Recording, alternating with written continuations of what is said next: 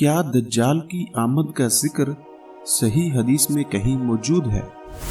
और दज्जाल और दज्जाल की सवारी का हुलिया क्या होगा हदीस की रोशनी में? आज की इस वीडियो के अंदर हम इन दो सवालात के जवाबात तलाश करेंगे। वीडियो शुरू करने से पहले अगर आपने अभी तक हमारा चैनल सब्सक्राइब नहीं किया तो चैनल को सब्सक्राइब कर लें।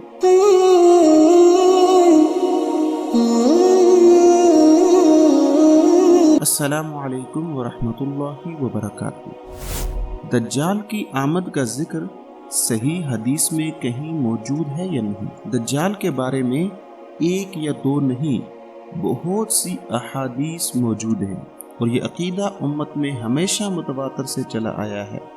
बहुत से अकाबर उम्मत ने इसकी तसरीह की है कि खुरूज दज्जाल और नुज़ुल ईसा अलैहिस्सलातु वस्सलाम की अहादीस मुतवातर हैं। दज्जाल का हुलिया और दज्जाल की सवारी का हुलिया हदीस के हवाले से क्या है? दज्जाल के गधे का हुलिया ज्यादा तफसील से नहीं मिलता।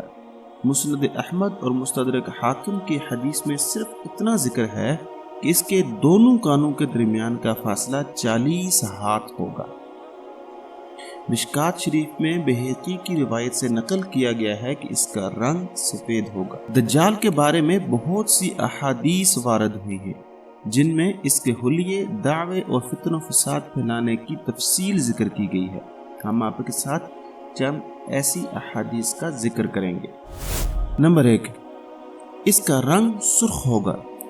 भारी भरकम कद, पस्ता सर के बाल निहायत खमीदा और उलझे हुए होंगे। एक आंख बिल्कुल सपाट होगी और दूसरी ऐबदार। पेशानी पर काफिरे यानी काफिर का लफ्ज लिखा होगा जिसे हर पढ़ा लिखा और अनपढ़ मोमन पढ़ सकेगा। नंबर 2, पहले नबुव्वत का दावा करेगा और फिर तरक्की करके खुदाई का मुद्दाई होगा।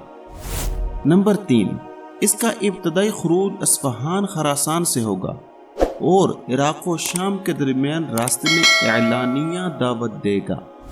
नंबर 4, गधे पर सवार होगा और इसकी फौज में 70,000 यहूदी होंगे।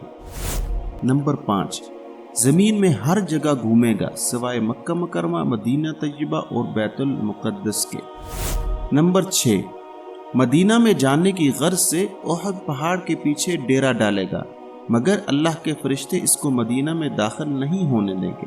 वहां से मुल्क शाम का रुख करेगा और वहां जाकर हलाक होगा। नंबर 7, इस दौरान मदीना तैयबा में 3 ज़लज़ले आएंगे और मदीना तैयबा के तमाम मुनाफिकीन गुमराह होकर बाहर निकलेंगे और दज्जाल से जा मिलेंगे।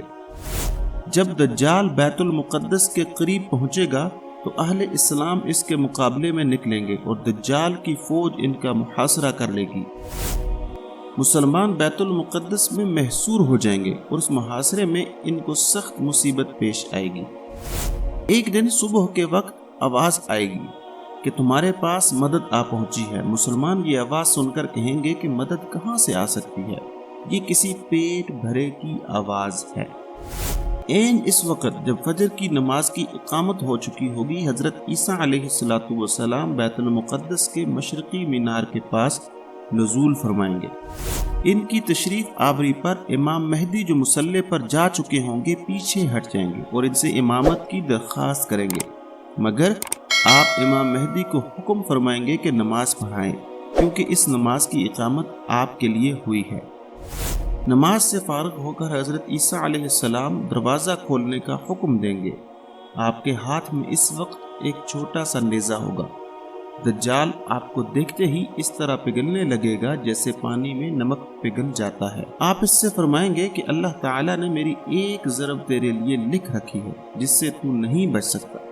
दज्जाल भागने लगेगा मगर बाबे लुद के पास इसको जाकर पकड़ लेंगे और नेज़े से इसको हलाक कर देंगे और उसके नेज़े पर लगा हुआ खून मुसलमानों को दिखाएंगे। इस वक्त अहले इस्लाम और दज्जाल की फौज में मुकाबला होगा। दज्जाली फौज खत्म हो जाएगी और दरख्त और पत्थर पुकार उठेंगे कि ए मोमन, ये यहूदी मेरे पीछे छुपा हुआ है।